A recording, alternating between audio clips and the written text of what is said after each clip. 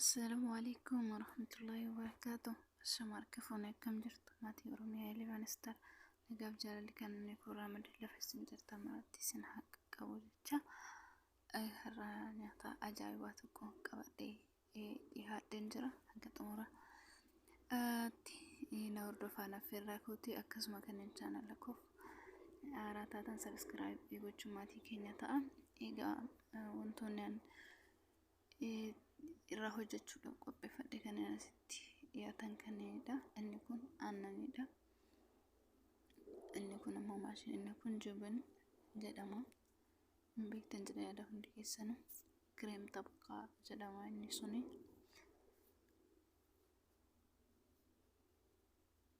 Inni kun jibin keerii jedhama. Biyya keenya keessatti illee ni argamu wantoonni kunneen hunduu. Inni kun ammoo sweetiidha. Inni sun baay'ee guddoo keessa waan hin jirreef kan biraa fayyadamuuf jedhee isin tokko isin ga'uu danda'a. Hanga hojjettaniin isintu beekaa jechuudha. Kun kireem qishxaa jedhama. Inni kun ammoo kireem karameel jedhama.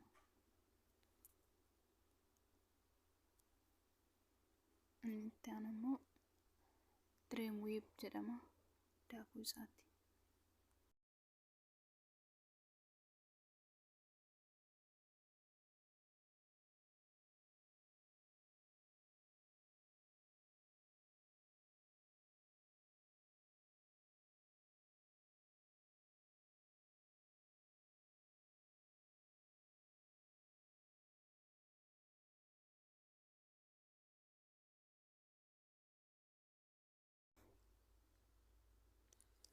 Egaa amma walitti makuuf deemaa jira jechuudha. Inni kun kireem karameelidha.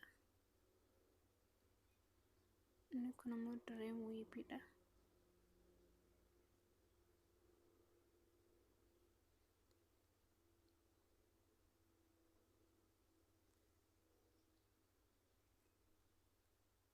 Hanga isin ga'utti naqattanii jechuudha. Haliib mukassab jedhama inni kun afaan Arabiiti. Kun ammoo qishxaadha. Hunda isaatiiyyuu bakka tokkotti naqdee sirriitti rukunnaa jechuudha. Baay'ee illee osoo hin qallatin baay'ee illee osoo hin fudhatin bifa jiddu galeessa ta'een rukutuu qabna sirriitti jechuudha. Maashinaan.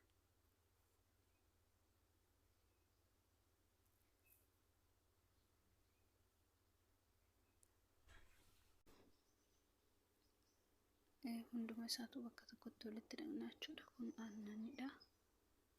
Hanga isin barbaachisutti naqan anaan hanga kun nagaha. Inni kun kireem keeriidha. Jibin keeriidha.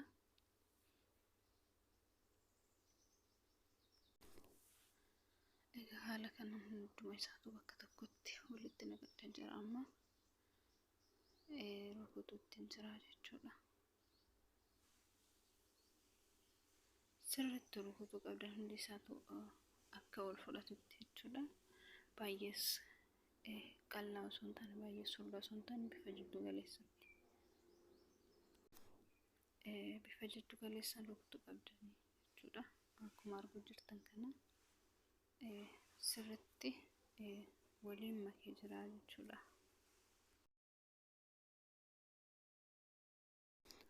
Egaa kireemicha kiyya haala gaariidhaan rukutee xumuradheen jira amma akka argitan kanatti jechuudha. Baay'ees qal'aa miti, baay'ees furdaa miti. Jiddu galeessa jechuudha. Akkasuma meeshaa itti dalaguu qopheeffadheen jira. Buskuuta qopheesseen jira. Inni gamachii aanu hin jiru. Aannanidha jechuudha. Egaa jala kanatti buskuuta osoo itti hin godhin dura gama jala irratti jechuudha. Kireema qopheeffanne kana hanga tokkotti naqxanii jechuudha. Egaa itti naqxan booda bareechitanii wal qixxeessitu jechuudha. Yeroo buskuuta itti godhuuf deemnu booda saayiziin isaa akka wal hin caalle jechuudha. Gama tokkotti guddisnee gama tokko yoo xiqqeessine saayiziin isaa wal caalaa booda hin bareedu jechuudha. Egaa inni argitan kun aannanidha. Aannan kun buskuuta argitan kana akkuma inni jirutti fuudhee keessa kaayota. Kireemiin kun baay'ee qal'aa miti waan ta'eef gogaa ta'a jechuudha. Yeroo nyaannu baay'ee nutti hin tolu. Kanaaf jecha xiqqoo jiidhuu qaba. Baay'ee illee keessa tursiisuu osoo hin taane akka argitan kana xiqqooma jistanii akka godhu kanatti gootanii jechuudha. Baay'ee keessa tursiisuu osoo hin taane akka argitan akka godhe kanatti xiqqooma jistanii keessaa baasuu qabdan jechuudha. Haga xumuraatti na hordofaa. Haala salphaan mana keessanitti hojjetattanii nyaachuu dandeessanii baay'ee yeroo baay'ee osoo hin fudhanne daqiiqaa muraasa keessatti haala salphaan ta'een akka argitan kanatti hojjetachuu dandeessanii jechuudha.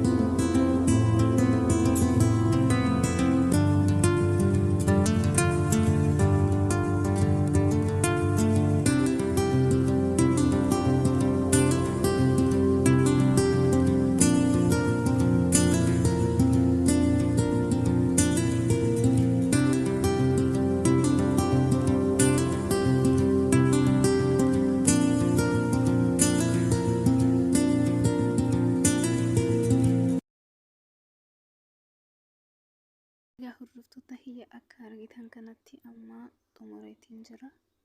Dikoorii gochuutiin jira jechuudha. Bareedinni isaa akka namatti toluuf jechuudha. Inni gooma gubbaatti fayyadamne kun kireem karameel keessa ni jira jechuudha.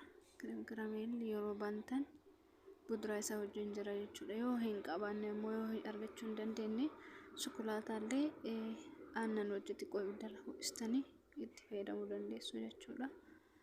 Yoo kana immoo sukkaara ibiddarratti ho'istanii